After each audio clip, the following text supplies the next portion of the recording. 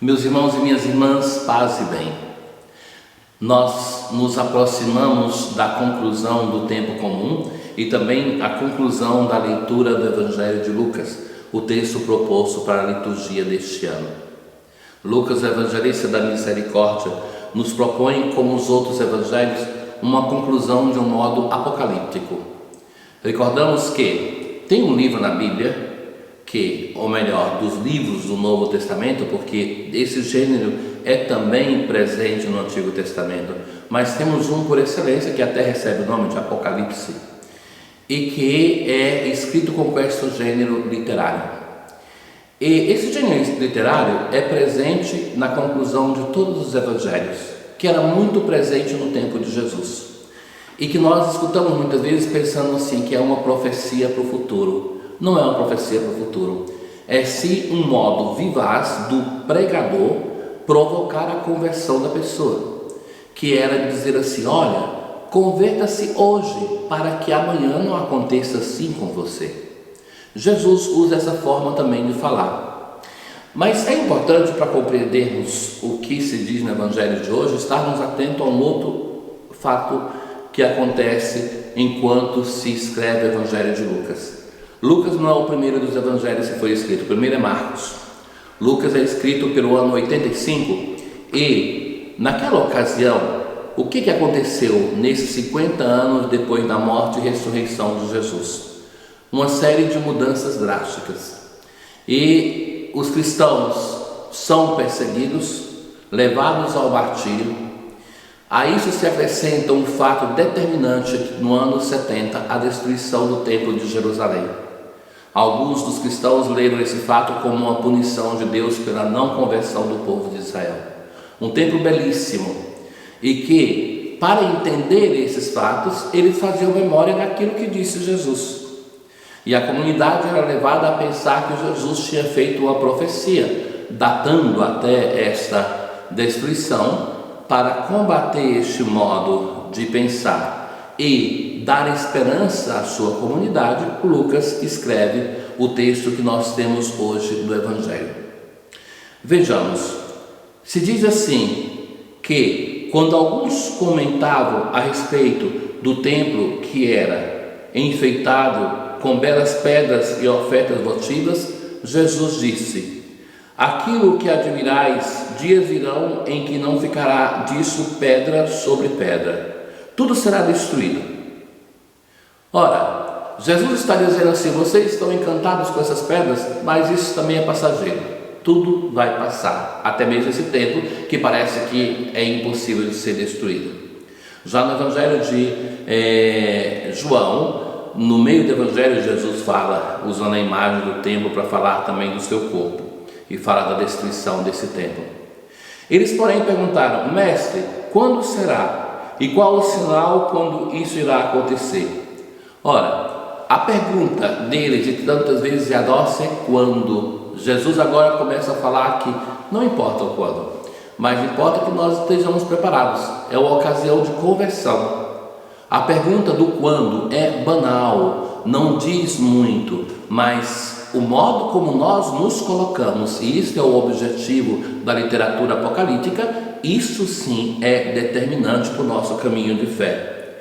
Ele respondeu: cuidado para não seres enganados, porque muitos virão em meu nome dizendo: sou eu. E ainda, o tempo está próximo. Não andeis atrás deles. Quando ouvirdes falar de guerras e revoluções, não fiqueis apavorados. É preciso que essas coisas aconteçam primeiro, mas não será logo o fim. Ou seja, Jesus recomenda duas coisas: não ir atrás dos falsos profetas, daqueles que ficam anunciando, daqueles que nos fazem abandonar o nosso Deus, a nossa vida de fé, porque nos trazem uma promessa imediata, e que as pessoas tantas vezes arrebanham tanta gente. Mas por outro lado, não ter medo diante desses fatos, porque isso vai acontecer, mas não é um sinal ainda do fim do mundo, da destruição do mundo. Jesus continua no Evangelho e vai dizer assim: há de se levantar nação contra nação e reino contra reino. Em uma sucessão de fatos, Jesus vai descrevendo aquilo que está acontecendo no seu tempo, que acontece na história. Mas quando isso tudo acontecer, ainda não é momento de nos apavorarmos, não é ainda o momento da conclusão deste mundo. Antes disso tudo, porém, vos prenderão e perseguirão. Vos entregarão às sinagogas e aos cárceres, e sereis conduzidos à presença de reis e governadores por causa do meu nome. Será ocasião para dar-lhes testemunho.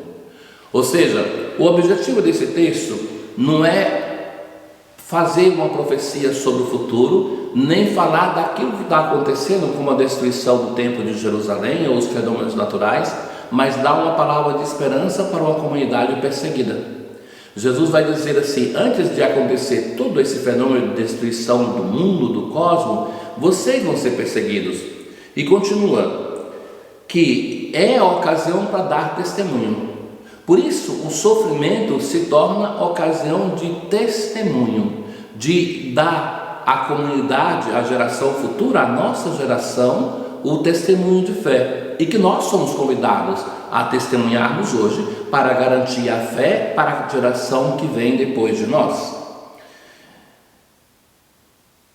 Determinai não preparar vossa defesa, porque eu vos darei palavras e sabedoria, a que não poderão resistir ou contradizer todos os vossos adversários.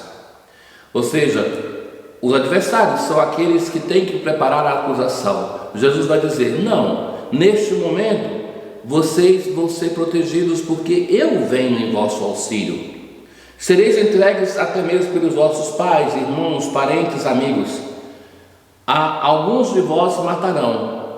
Sereis odiados por todos por causa do meu nome, mas nenhum só fio de cabelo cairá de vossa cabeça. Por vossa perseverança salvareis a vossa vida. O texto do Evangelho, como estou insistindo, é um texto de esperança. O Senhor vai dizer de não ter medo, que Ele vai estar em nossa defesa, Ele é o nosso defensor, o nosso advogado, nenhum fio de cabelo vai ser perdido.